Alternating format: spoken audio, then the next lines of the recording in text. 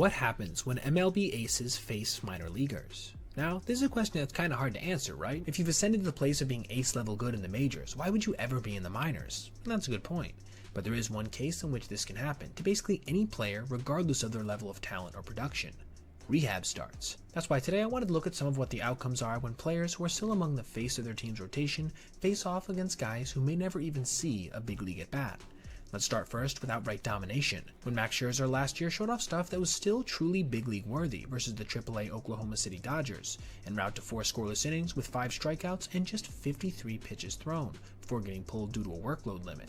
A year before that, it was his former teammate Justin Verlander putting up a similar line, but with his coming against AA competition in the Akron Rubber Ducks, when he threw 4 2/3 scoreless of his own with 5 strikeouts, though with his coming along with some admittedly diminished stuff that he would have to build up following this, including a fastball that routinely sat in the low 90s. This goes to show what Hall of Fame level pitchability can do for you even without your A+ arsenal when facing less than stout competition. But this isn't always the case for every single pitcher. For example, when Chris Sale was rehabbing with the AAA Worcester Woo Sox in 2022, he would struggle quite a bit, though less with being hit hard and more just with outright control issues, as in just under 4 innings of a July start he would give up 1 run while walking 5 batters, albeit with 5 Ks as well. This frustrated him so much that he would not only take his emotions out on the mound, but have this viral wig out after the game in the clubhouse. But like I said, he basically was beating himself, right? What happens when a minor league team lights up an ace outright?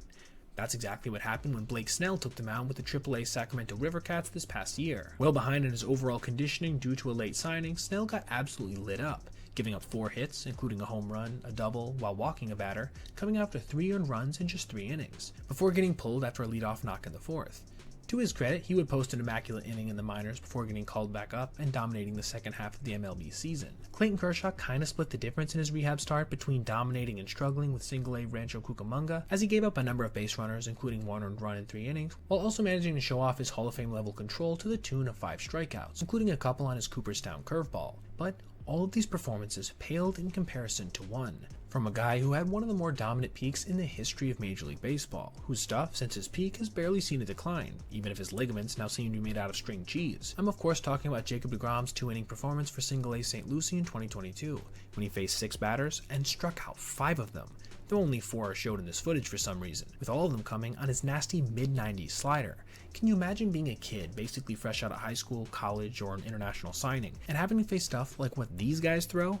Just nightmare fuel, honestly.